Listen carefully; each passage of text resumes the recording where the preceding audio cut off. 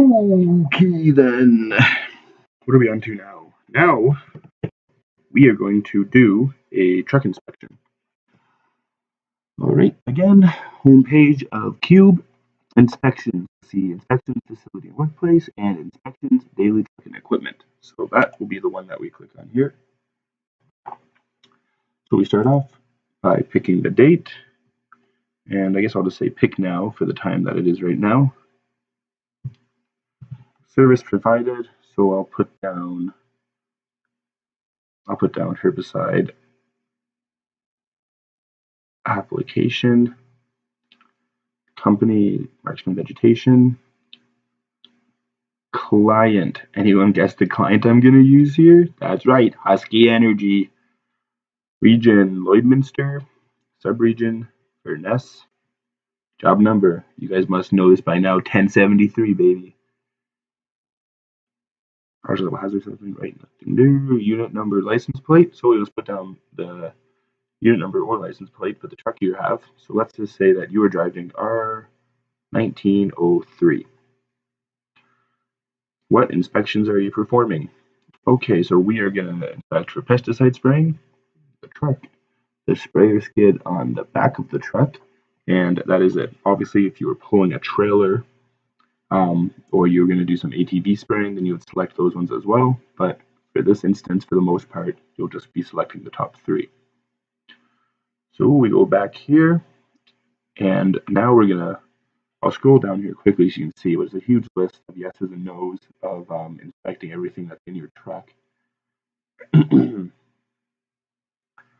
So this will, as the summer progresses, this will become easier because you'll be using the same truck every day and you know what equipment you have. But at the start, you'll be, inspecting everything just to make sure that you do have all the proper equipment that you need. So is there a chemical wash container? If there is, you can check yes. Is there an eye wash bottle? Yes. Does the truck have a spill kit? Yes. Are there a set of roadside flares? Do the chemical bins lock and have keys? They all should. Is there a fire extinguisher? All the trucks will have a fire extinguisher on the deck. Is there a spare tire? All the trucks have a spare tire underneath. Is there a shovel or broom? I think all the trucks should have a little broom on the inside for sweeping out dirt and keeping it clean, and there should be a shovel on the back. In an instance that you need it because you had a spill on site and you need to, shovel up the dirt that the spill was on. Is the diesel positive air functioning? So I would say our trucks are probably like 50-50 split. Some are gas, some are diesel. If you have a diesel, they will all be positive air functioning, but you will have to open the hood of the truck and look underneath just to make sure. We'll be going through this on one of the days of training, and myself or Cam or John can demonstrate the positive air shut off. So you'll say yes. Is there a tow rope? There probably won't be. The field supervisors or the crew leads will have a tow rope in their truck in case anyone gets stuck, but the tow ropes are pretty expensive, so we only have, there will always be a tow rope in the field, but it might not be in the truck that you are in. So let's just say that there's not, and we'll say no. But in the comments, you can say crew lead has tow rope in his truck. Okay, moving on. Truck on-road vehicle inspection. Vehicle registration is up to date and available. So we have to go into the glove box and find your registration. And then you can, put down your unit number again. So we said it was R1903. Oh, not 04, 03. Lights operational and in good condition. So make sure all your lights work, all your turn signals work, and your brake lights work. Yes. Fluids at acceptable levels. Yep. So you'll check under the hood, make sure you have windshield washer fluid, your transmission fluid's good, your engine oil's good. So you'll check all that. Tires in good condition. Yes. Air filter in good condition. Yep. Brakes operational. Yep. Glass and mirrors clean and free of cracks. Cargo secured.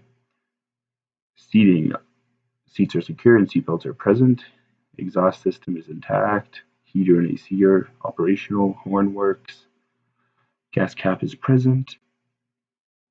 Emergency equipment is present, so you'll make sure that you have your roadside flares, your first aid kit, your spill kit. You have a jack for jacking up your truck if you had a flat tire, just all that general stuff. First aid kit available. Fire extinguisher is accessible, reading, charged, and secured properly. So every month, the fire extinguisher has a tag that will have to be signed off on to verify that it's still fully charged. So this section right here, you don't have to worry about. You can just say not applicable for air brakes, part control valve, supply circuit, slack adjusters. You also say not applicable. Those are more for like the semis that we use. Truck inventory. So jack tire iron, make sure that should be located behind the seat in the back seat. So make sure it's there. Water pump, it will be strapped to the back of your truck. Just make sure the oil level is good. It has fuel in it. It's not covered in mud. In general, it's in good condition. Discharge suction hose. So these are your hoses for filling up with water. So just make sure that you have them. These are things that sometimes someone might take it off your truck to use it and forget to put it back on your truck, and then you go out in the field and you realize you don't have it. So for these reasons, a truck inspection is important to do every day, not only to verify that your truck and all your equipment's in good working condition, but also to make sure that everything that you might need is present on your truck. 4-liter measuring cup. All the trucks will have oil in the chemical bin, just in case your pump starts running low on oil. You can always just top things up. Measuring container, yes. Windshield washer fluid. So we'll also have a jug of windshield washer fluid in the truck if you ever start to run low. Or if you do run low, let me know and I will top that up for you as well. The 2 truck spray guns functioning. So for that, you can just, onto this next one, when pressure's up, does the system leak? So we can pressure up, turn on the pump and pressure up the system, make sure your guns work, make sure you have no leaks, make sure everything's functioning the way it should be. That's the spill kit inspected. So make sure you don't just have a spill kit, but make sure that everything you might need is in the spill kit. Are the ball valves easy to open? So we'll say yes. Are the flow meter, electric ball valve, and reg valve functioning? So say yes. Air filter's cleaned out. Yes. These are all things that we'll go through when we we fire up the pumps and everything to make sure it's all working. We'll also go through making sure that the ball valves are good to open, that everything's in general good working condition. Check oil level in Honda engine. So the water pumps that we use fill up with water, and also the pumps we have on the trucks for pumping out chemical to spray. They're both Honda engines, so we'll go through both of them, make sure the oil level is good and that they work fine.